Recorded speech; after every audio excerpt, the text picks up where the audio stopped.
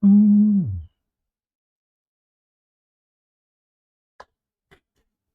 Halo, halo, halo.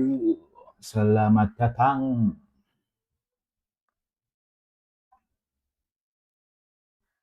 Where you're telling follower you start video. Hang on. Selamat malam minggu, teman-teman. Malam minggumu bagaimana?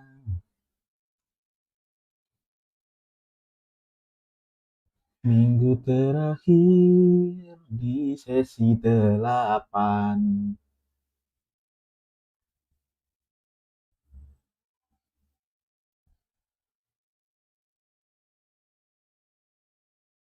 Halo, Kak Wenya, Kak Putri.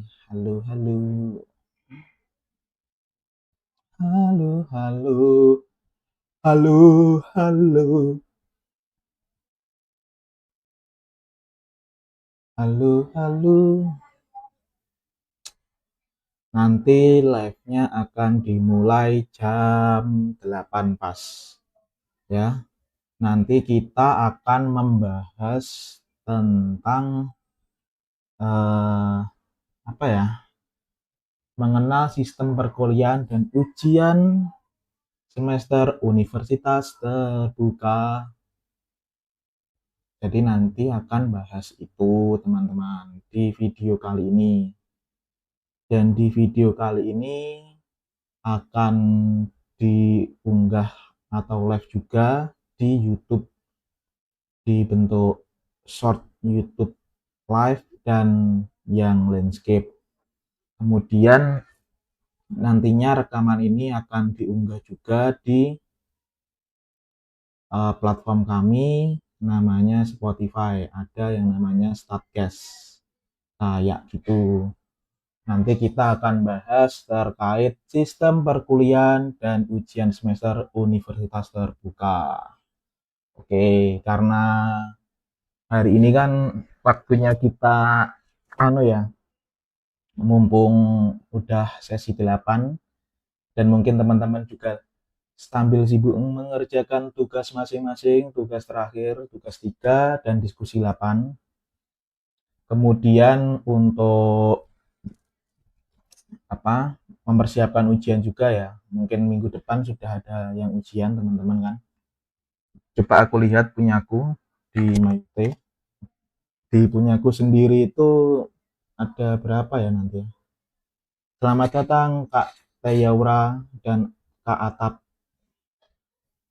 Selamat datang. Selamat datang. Di sini kita akan bahas terkait sistem ujian dan sistem perkuliahan di UT ya. Nanti kita bahas satu-satu mulai dari sistem perkuliahan dan sistem ujian semester. Nanti aku sharingnya itu berdasarkan pengalamanku ya. Jadi nanti ada kemungkinan salah ataupun kurang sesuai, mohon teman-teman yang tahu dikoreksi juga. Oke, kayak gitu. Oke, jadi nanti kita akan bahas terkait itu. Salam kenal Bang, saya dari UT Pontianak, Bogjar. Pada semester kemarin saya ada satu matkul ujian yang esai. Saya sudah mengisi dengan sebisa saya. Iya, tapi nilainya oke. Nggak apa-apa. Berarti perlu belajar lagi dan dicoba lagi. Moga aja di semester kali ini dapat nilainya maksimal. Kak Winya Putri. Semoga nilainya maksimal. Semester ini ambil lagi kan ya mata kuliah itu. Mata kuliah apa ya? Yang E itu. Esai. Esai itu berarti ujiannya yang jawabnya nulis kan ya. Nulis jawabannya ada sekitar 1 sampai 5 soal ya. Tapi soalnya kan di browser. Harusnya bisa sih, cheating-cheating sedikit ya, nyari di internet. Tapi agak susah kalau yang jaga itu. Saya lagi cuti semester ini. Oke. Semoga semester depan bisa ikut lagi dan menyelesaikan mata kuliahnya. Oh iya, semester berapa ya? Kalau boleh tahu. Semester berapa, Kak Winyeka Putri?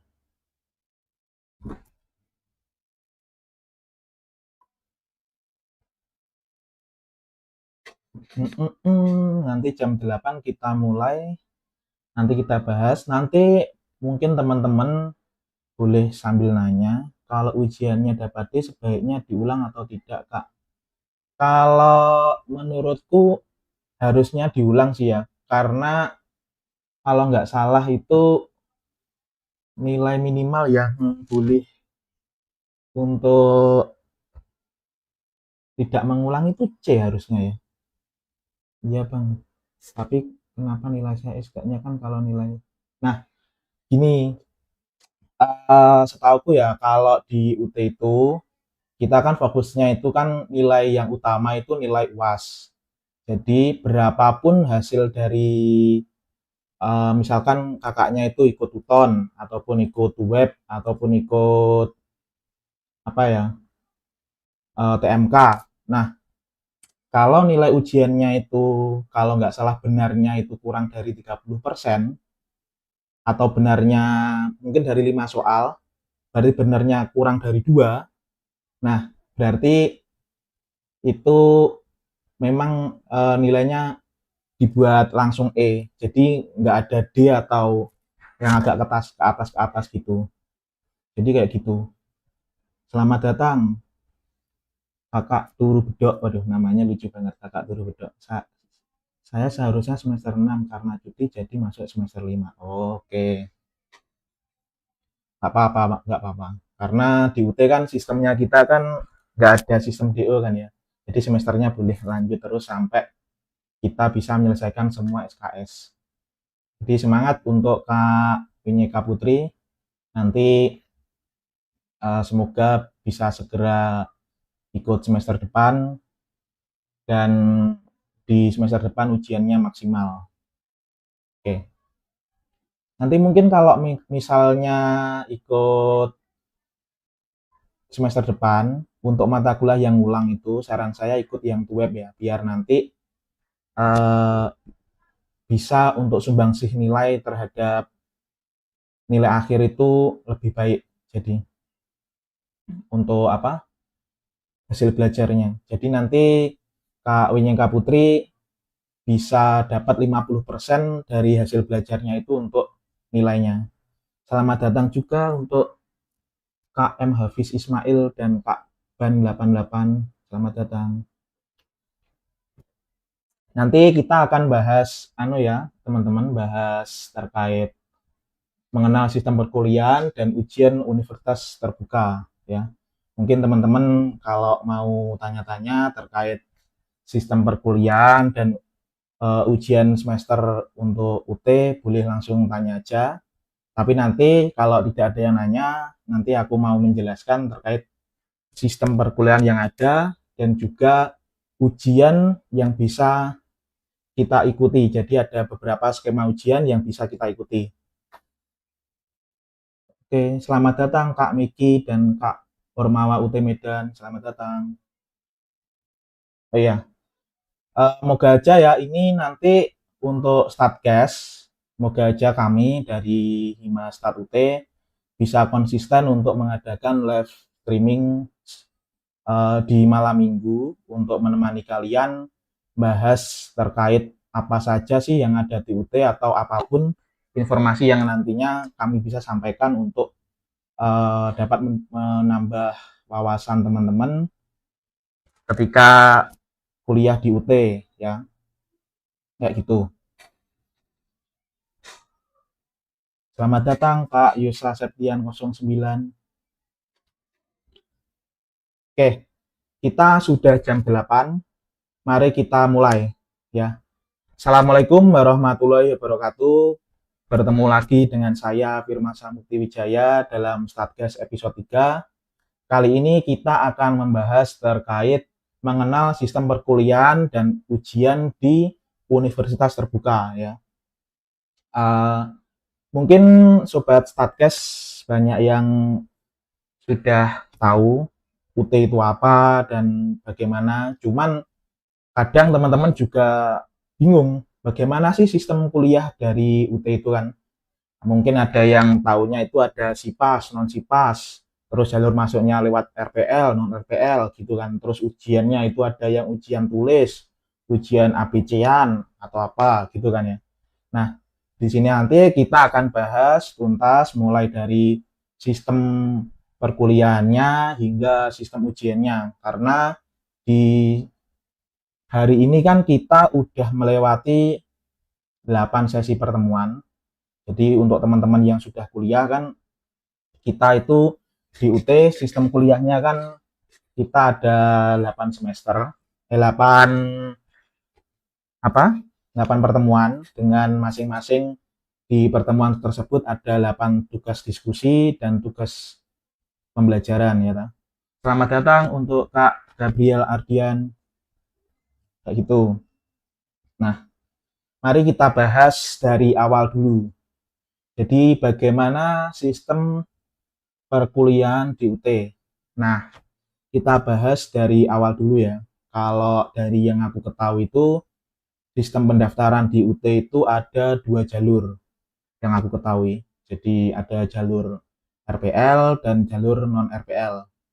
Kalau jalur RPL itu jalur seperti yang kayak aku ini. Nah, saya ini masuk jalur RPL dengan dulunya itu aku pernah kuliah di universitas lain dan sudah lulus dan ternyata ada linearitas dari mata kuliah yang bisa direkognisi untuk dijadikan penyelesaian. Jadi ibaratnya misalnya kalau di perkuliahan itu kan ada sekitar 144 SKS. Nah, aku udah nge-bypass beberapa mata kuliah. Jadi kayak gitu sistemnya. Nantinya yang harusnya aku itu kuliah sekitar 4 tahun, jadi bisa lebih cepat. Misalnya aku udah selesai. Kalau aku kemarin itu dari RPL aku udah terrekognisi sekitar 33 SKS. Kayak gitu ya. Nanti mungkin teman-teman yang mau masuk, mau minat masuk, bisa tuh. Jadi masuk nanti jalur LPL untuk teman-teman yang mungkin mau pindah kampus kayak gitu. Bisa juga sih kayak pindah kampus itu juga bisa sih nanti. Masuk via RPL. Kemudian jalur yang biasa.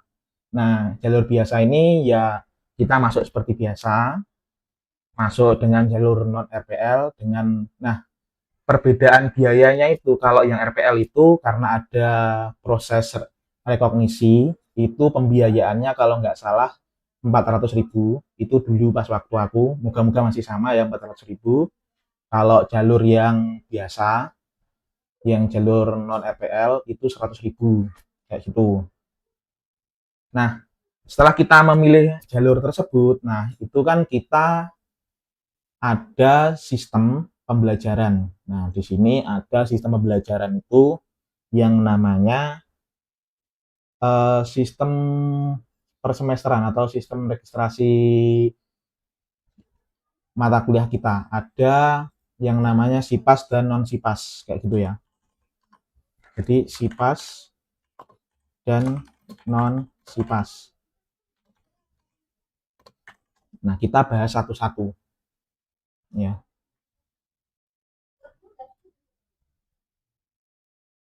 Saya buka webnya UT. Ini webnya UT itu dari UT Medan. Bentar. Dengaran kok agak lemot ya internet rumahku.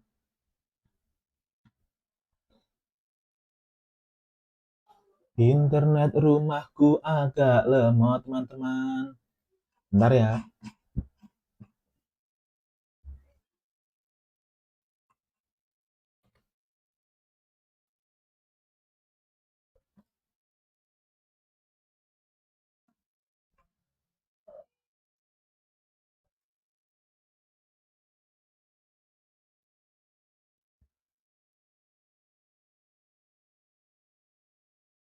Bentar teman-teman. Kita buka dulu. Kita buka dulu ya. Sambil kita buka. Nah, Di sini aku mau jelaskan penjelasan terkait SIPAS dan non-SIPAS di UT. Kalau SIPAS itu singkatan dari sistem paket ya. Nah, sistem paket itu sebenarnya ada beberapa macam. Ada sekitar 5, nanti kita bahas lebih lanjut. Dan selanjutnya ada namanya sistem non-SIPAS. Jadi, teman-teman bisa milih tuh untuk sistemnya pakai paket atau non paket. Nah, perbedaannya di bagaimana cara kalian itu registrasi mata kuliah. Jadi kalau kalian itu masuknya sistem paket, nanti sama UT itu dibantu untuk dipilihkan mata kuliah per semesternya, kayak gitu ya. Nanti bisa dibantu langsung diregistrasikan per semesternya. Kalau non SIPAS itu kalian meregistrasikan secara mandiri mata kuliah yang dipilih untuk dipelajari semester ini apa dan mau kayak gimana itu bisa. Nah, kalau apa perbedaannya SIPAS dan non SIPAS secara keuntungan? Kalau dari aku sendiri, non SIPAS itu lebih untungnya kita itu lebih fleksibel. Jadi nanti kita bisa milih berapa yang semampu kita. Karena kan biasanya yang masuk di kampus kita di universitas terbuka itu kan mahasiswa yang dia itu notabene juga lagi bekerja ya. Jadi mungkin banyak kesibukan, bisanya itu cuman dalam satu semester itu mengikuti 2 mata kuliah. Selamat datang Kak Gilang Rashid. Nanti kalau mau nanya-nanya silakan ya, tanya saja meskipun udah beda dari yang kita bahas kali ini. Nah, kalau dari webnya UT Medan itu yang non SIPAS itu di semester 1 dan 2 kalian itu hanya bisa registrasi maksimal itu 20 SKS. Nah, di semester selanjutnya itu kalian bisa ngambil maksimal sekitar 24 SKS dengan biaya per SKS itu antara 36.000 sampai 78.000 per itu sesuai dengan program studi masing-masing ya untuk harga per SKS-nya. Nanti bisa lihat di buku katalognya UT untuk tahun 2025-2026 kayak gitu. Terus untuk yang sistem paket ini ada banyak karena masing-masing itu memiliki perbedaannya sendiri-sendiri. Jadi dia itu memiliki keuntungannya masing-masing. Jadi kalian itu bisa menyesuaikan dengan kebutuhan kalian untuk gimana cara kalian belajar di UT. Nah, kalau aku baca dari webnya UT Medan, SIPAS adalah layanan paket mata kuliah setiap semester beserta bahan ajar. Mahasiswa yang mengambil SIPAS akan mendapatkan paket mata kuliah dan bahan ajar di setiap semesternya. Jadi, mahasiswa SIPAS tidak perlu melakukan registrasi mata kuliah karena telah diregistrasikan secara otomatis setiap semesternya sesuai dengan skema masing-masing. Ya, selamat datang Kak Suhori 00. Nanti kalau mau nanya-nanya silahkan ya teman-teman. SIPAS itu layanan yang dipaketkan meliputi orientasi, layanan akademik, alih kredit, bahan ajar cetak digital, praktik atau praktikum, tuton, UAS, dan tugas akhir TAP, Karil, dan wisuda UPI PPL. Nah, berdasarkan itu, SIPAS itu ada beberapa skema yang bisa kalian ambil ya. Kalian itu bisa ngambil yang namanya SIPAS non-TTM, yaitu SIPAS yang dia itu sistem paket non-tutorial tatap muka. Biaya mata kuliah, biaya mulai dari 1.100.000 sampai 2 juta. Jadi kalau yang SIPAS non TTM ini dia itu kalian paket cuman kuliahnya itu online pakai e-learning. Jadi nanti kalian ada 8 diskusi, bisa ngambil 8 diskusi terus 3 tugas atau ngambil skema yang namanya TMK ya. Atau kalian tidak mengerjakan sama sekali. Setauku itu teman-teman itu bisa kok nggak ngerjakan tutorial sama sekali, nanti langsung ujian. Cuman kalian itu nggak ada sumbangsih dari pembelajaran kalian, jadi pure nilainya itu dari ujian kalian saja, kayak gitu ya. Terus selanjutnya ada Sipasmi, kayak gitu ya. Selamat datang Kak Rizky Ramadan. Sipasmi yaitu sistem paket dengan TTM wajib maksimal 3 mata kuliah dengan biaya sekitar 1.600.000 hingga 2.600.000. Nah, kalau sistem yang ini itu kalian itu bisa ngambil yang ada tatap mukanya. Nah, tatap muka itu sendiri itu kalau nggak salah itu ada beberapa cara. Ada tatap muka yang web sama tatap muka langsung kalau nggak salah ya, setauku. Jadi kalau yang web itu nanti kan via online daring gitu. Kalau yang tatap muka itu langsung ada kelasnya. Mungkin kayak gitu ya. Soalnya aku nggak ngikutin sih. Aku kan kuliahnya itu yang tuton ya, tutorial online ya, kayak gitu. Selamat datang Kak Fauziah Rahman. Nanti kalau mau nanya-nanya silahkan ya. Boleh kok kita bahas yang lain selain yang aku bahas saat ini ya. Nanti akan aku temani sampai sekitar jam 9. Nanti rekaman ini akan aku upload di Reels dan juga saya upload di Spotify. Dan saat ini kita juga live juga di Statcast YouTube-nya kita ada via yang YouTube Landscape dan juga ada YouTube yang short. Jadi vertikal sama horizontal itu live bareng-bareng. Ya, kayak gitu. Terus kita lanjut bahas sistem SIPAS yang ketiga ya. Sistem SIPAS yang ketiga itu ada sistem SIPAS namanya sistem SIPAS penuh. Nah, itu kita diwajibkan untuk mengikuti TTM di seluruh mata kuliah kita. Nah, jadi nanti kita itu harus ada tatap langsung gitu dengan dosen. Kalau nggak salah itu dari sumbangsi nilai itu dari yang sepengetahuanku itu kalau TTM itu mungkin sumbangsihnya 50% terhadap nilai kita kayak gitu. Dan ada juga SIPAS Plus sama SIPAS online. Kalau dua ini mungkin lebih ya untuk apanya itu benefitnya. Mungkin akan aku bacakan saja, tidak akan aku baca detail apa itu SIPAS Plus dan SIPAS online. Halo Kak Skar DL, selamat datang. Nanti kalau mau nanya-nanya silahkan ya, tanya langsung. Mungkin bahas yang lain selain sistem pembelajaran dan sistem ujiannya UT. Boleh. Nah, kita lanjut bahas yang SIPAS Plus, di mana SIPAS Plus ini adalah sistem paket yang meliputi TTM wajib penuh sepenuhnya dengan include ada pengembangan diri. Nah, terus ada SIPAS online, di mana ini adalah sistem paket full online meliputi semuanya online kayak gitu ya. Oke, setelah kita mengetahui sistem pendaftarannya ya, kita bisa lanjut ke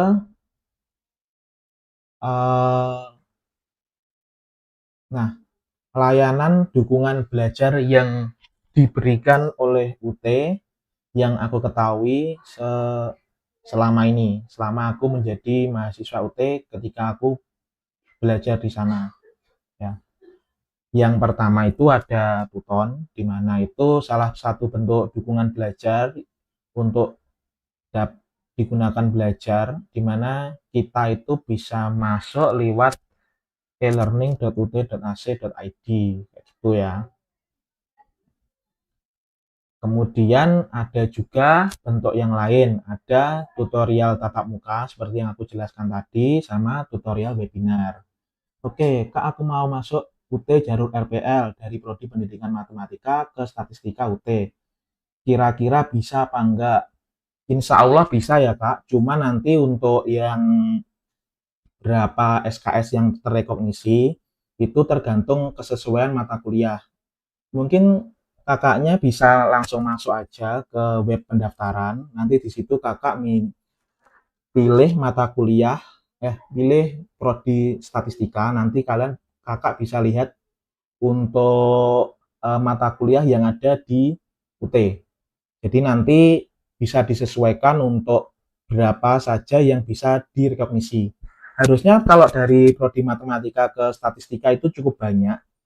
Kalau aku aja, aku kan juga masuknya jalur RPL dari TI, Teknik Informatika ke Statistika UT.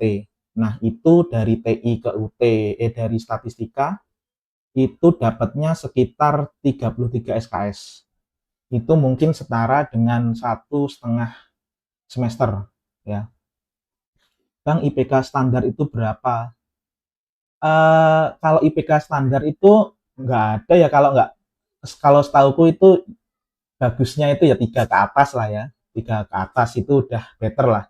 Tapi kalau IPK minimal itu mungkin bisa dihitung dengan cara gini ya, kalkulator berapa ya? Bentar, kawinnya Putri. Mungkin bisa ngitungnya itu gini dari kalkulator. Mana sih kalkulatornya? Kalkulator 24 dibagi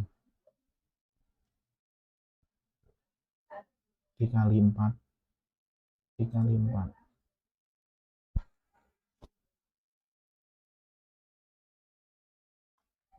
IP minimal. Banyak tatap mukanya ya kak, aku kerja pulang jam 8 malam setiap harinya. Oh ya, untuk sistem perkuliahannya ya kak Sekar, itu ada banyak, jadi kakak bisa milih. Jadi saran aku, nanti kakak itu milih sesuaikan dengan kebutuhannya kakak. Jadi kalau dari sistem pendaftarannya itu kan ada, kakak kan kalau masuknya itu jalur RPL, jadi kakak itu harusnya langsung otomatis ke jalur non sipas ya.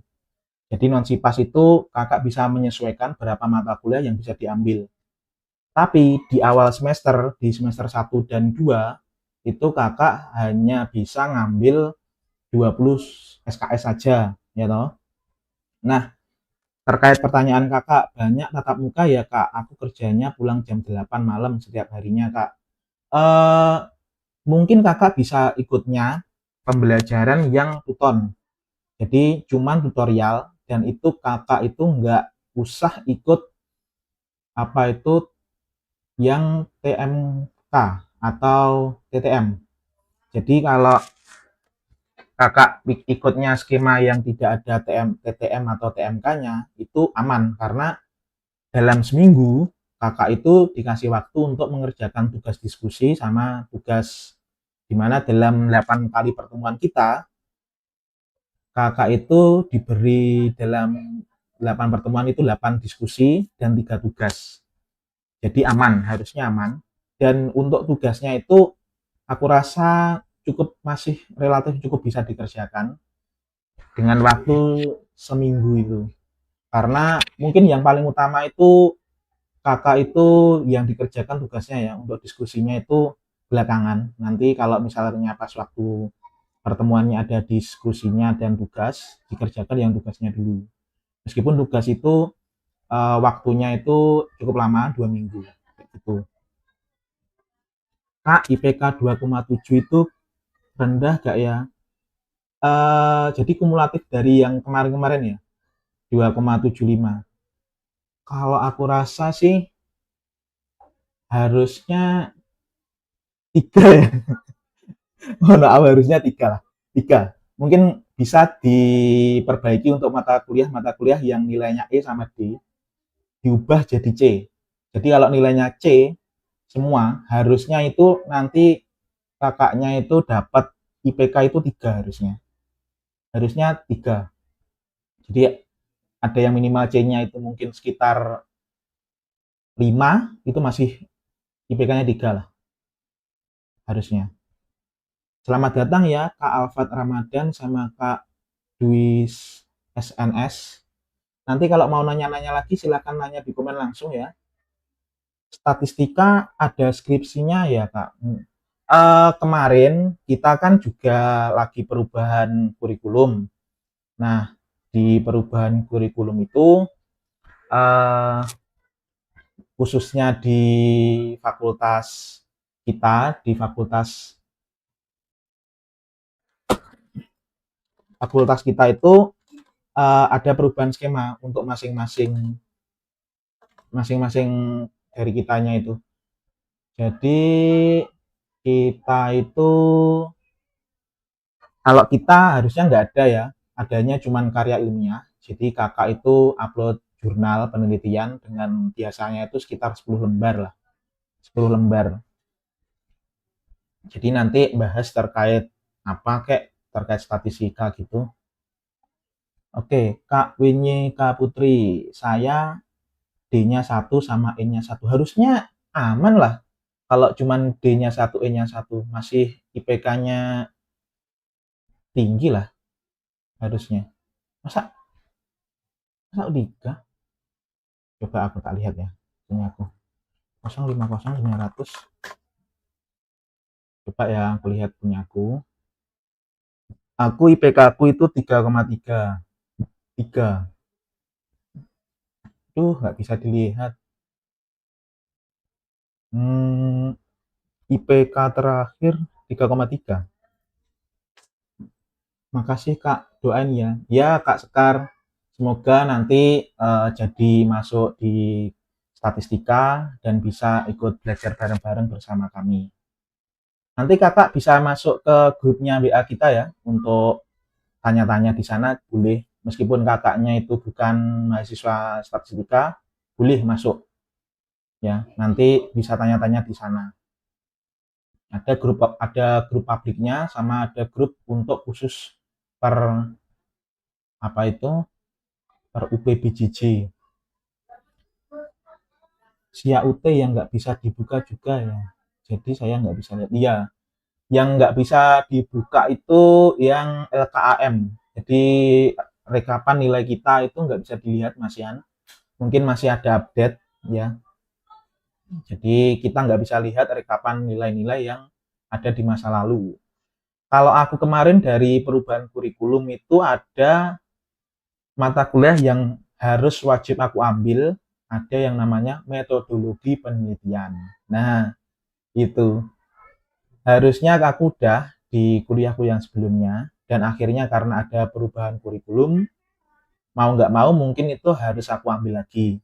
Karena itu terkait bagaimana kita nanti membuat skripsi kita, atau bukan skripsi, karya ilmiah. Jadi membuat jurnal penelitian gitu. Kayak gitu ya. Oke, kita lanjut aja ya. Lanjut bahas yang lain. Jadi kita itu bisa belajar berdasarkan bahan ajar modul. Nah, bahan ajar modul itu ada 2 tipe ya. Kalau setauku itu ada bahan ajar modul yang buku cetak sama yang online. Jadi yang online itu kita bisa akses di RBV, ruang belajar virtual. Kita bisa akses dengan username dan password yang sudah diberikan nanti ya. Oke, layanan dukungan belajar yang terakhir itu ada yang namanya Sentral Layanan UT. Nah, kalau ini tuh biasanya adanya itu di setiap kota. Jadi misalnya, kalau aku kan asalnya itu dari Kediri, Jawa Timur.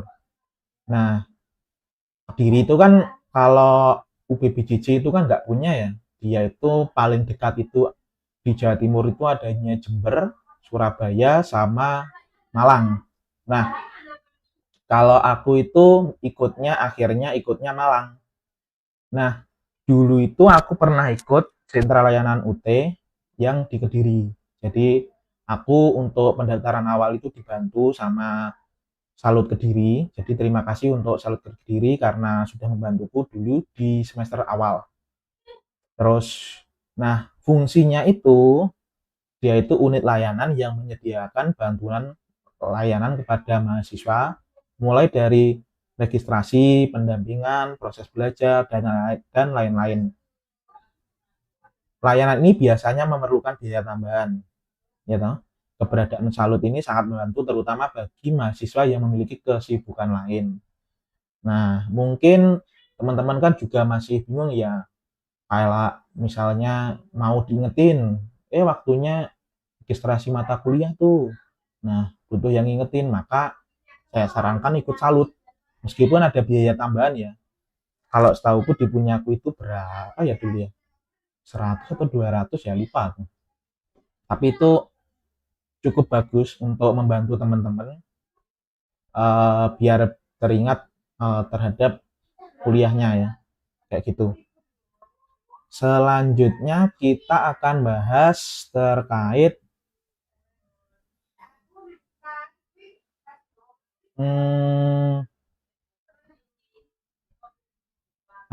ini terkait sistem ujian semester kita. Nah, kita kan di UT itu kan belajarnya kan kebanyakannya online ya kan ya. Jadi kita itu gimana ya istilahnya? Nggak tahu tuh kapan kita bisa ujiannya itu dengan maksimal. Maka dari itu UT itu memberikan beberapa opsi untuk sistem ujiannya itu ada banyak. Ada yang namanya ujian UTM, ada namanya ujian yang UO, ada juga ujian yang namanya DE, ya. Nah, kalau yang ujian take home DE itu dulu adanya itu karena kita itu dulu ada COVID-19 ya, kalau nggak salah itu mulai ada DE, di mana DE itu dulu dirancang sebagai ujian di mana itu ada soal uraian, tugas proyek atau bentuk lainnya yang dapat mengukur kemampuan mahasiswa itu sesuai dosennya masing-masing ataupun kebijakan dari kampus sendiri-sendiri ya. Biasanya itu kalau untuk S1 maksimal pengerjaannya itu 6 jam, untuk yang S3 itu 7 jam, S3 S2 7 jam kayak gitu. Nah, mungkin sekarang kayaknya udah nggak ada ya, karena COVID udah hilang. Terus sekarang ada ujian yang namanya UTM sama UO. Nah, di UTM sendiri itu, UTM itu adalah ujian tatap muka, di mana dia itu ujiannya itu berbentuk ujian tulis yang soalnya itu berupa pilihan ganda ataupun yang lain. Ada yang esai, ada yang pilihan ganda, kayak gitu ya. Nah, biasanya itu ujiannya itu akan dilaksanakan seminggu setelah diskusi 8 selesai. Baru ada ujian UTM. Nah, ujiannya itu kita sama-sama ya, nggak ada ujiannya itu dalam satu kelas itu nanti ada apa namanya? Dalam satu kelas itu ada jurusan lain. Jadi kita itu sama-sama. Mungkin dalam satu kelas itu pas waktu ujian itu kalau aku hitung itu sekitar 20 sampai 25 mahasiswa. Jadi ujiannya itu kita dalam satu ruangan dan jurusannya itu beda-beda. Nah, jadi untuk skema ujiannya itu kalian itu bisa lihat di pas waktu skema ujiannya muncul itu biasanya munculnya itu di pas waktu kita diskusi 5 lah itu udah muncul kayak. Jadi itu udah muncul bisa kita lihat kita itu ditempatkan di mana untuk ujiannya. Nah, penempatan ujiannya itu biasanya berdasarkan domisili ataupun UPGJJ. Nah, kalau aku itu biasanya di Kediri itu biasanya ujianku itu di SMP Negeri 1, di SMA 1 atau SMA 7. Kalau SMP 1 sama SMP 7, SMA 7 itu untuk ujian tulis. Jadi ujian yang esai ataupun tulis yang lain. Terus untuk yang ujian UO, nah ujian UO ini adalah ujian yang dilaksanakan secara komputer, di mana pelaksanaannya itu bisa ditentukan sama UT di tempat domisili mahasiswa. Nah, dengan bantuan perangkat pengawasan ujian elektronik. Nah, kalau berdasarkan dari informasi yang saya lansir, ujian UO live proctoring ini ada dua jenisnya. Ada live proctoring sama ujian remote proctoring. Kalau yang UOLP itu dilaksanakan di lokasi ujian yang telah ditentukan UT daerah dengan pengawasan langsung dari petugas UT daerah. Mahasiswa diwajibkan datang ke tempat ujian sesuai jadwal dan KTPU dengan membawa identitas diri, kartu mahasiswa atau KTP atau SIM yang sesuai dengan identitas diri masing-masing. Dalam satu ruangan itu ternyata ada 30, bukan 25 ya. Ada 30-an. Nah, yang harus dibawa itu ada KTP UO sama pensil sama pulpen satu. Udah. Nanti yang lainnya itu nggak boleh dibawa. Kayak gitu. Nah, ada juga skema ujian yang lain itu ada ujian online remote proctoring atau UORP. Selamat datang KRMA Raden. Nanti kalau mau nanya-nanya silakan ya, nanya-nanya langsung. Boleh. Nah, itu ujian UO di mana dilaksanakan di tempat domisili mahasiswa ataupun lokasi lainnya yang dipilih mahasiswa. Nah, di mana dia itu kita sebagai mahasiswa itu menyiapkan sendiri untuk ujiannya, di mana kita itu harus menyiapkan laptop sama HP karena ada dua yang diawasi. Jadi kita pakai laptop dan belakangnya ada kamera gitu ya. Terus selamat datang Kak Hindu Trio. Nanti kalau mau nanya-nanya silakan ya, tanya. Silakan nanya-nanya. Kayak gitu ya. Mungkin yang bisa aku sampaikan itu aja sih ya. Aku udah live selama 42 menit. Hmm, nanti akan aku tutup di jam 8.32. Nanti kita rekap seperti biasanya, apa saja kesimpulan yang bisa kita ambil, dan berapa jumlah tayangan yang bisa kita dapatkan di hari ini. Nantinya semoga kami dari Himpunan Mahasiswa tetap bisa konsisten untuk menyajikan informasi-informasi terbaru terkait kampus kami, dan juga semoga Himpunan Mahasiswa itu dapat terus berkembang ya, ke arah yang lebih baik ya, dengan adanya Statcast ini, di Statcast Q&A session kayak gitu. Oke, sambil menunggu-nunggu sampai jam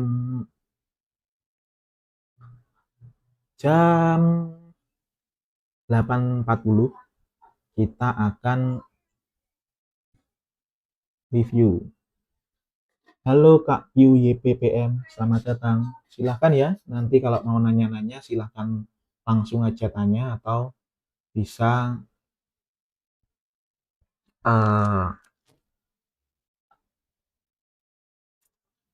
tanya. Aduh. Nah.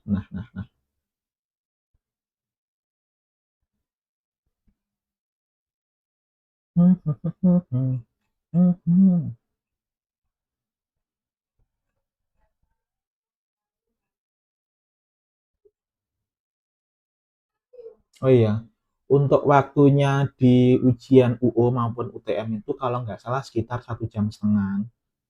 Terus nanti untuk soalnya itu variasi ya. Setauku itu soalnya ujian itu ada yang soalnya 30, 40 sama 50. Nah, kalau kalian itu dapatnya soal yang 30, kemungkinan besar soalnya itu levelnya sulit. Kalau kalian dapatnya soalnya itu jumlahnya 50, soalnya levelnya mudah ya. Kayak gitu. Nah, kalau terkait sumbangsih nilai, kalau kalian itu bisa menjawab benar semuanya, pasti dapatnya A. Ada beberapa skema itu aku tahu, kalau nggak salah benar berapa, dapatnya berapa nilainya. Kayak gitu.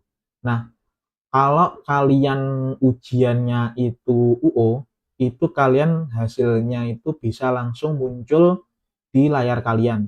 Jadi misalnya di ujian komputer itu UO itu kalian ada soal 40 dan benernya 30. Nah, kalian bisa hitung itu langsung.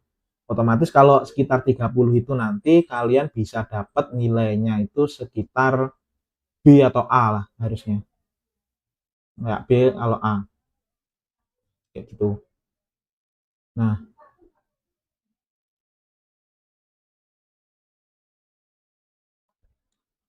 kayak gitu ya. Oh ya, mungkin ini sudah sampai jam 8.40. Terima kasih untuk teman-teman yang sudah hadir, yang sudah nanya-nanya. Sekali lagi saya ucapkan terima kasih untuk teman-teman. Jangan lupa ikuti Instagram, YouTube, dan Spotify-nya kita. Dan semoga kegiatan ini dapat terus berlanjut dan bisa kami memberikan informasi yang aktual dan bisa membantu teman-teman untuk uh, belajar di UT dan lulus sama-sama. Seperti itu ya. Sekian dari saya. Jika ada kurang lebihnya mohon maaf. Saya akhiri Zoom live kali ini. Dadah. Mantap mantap.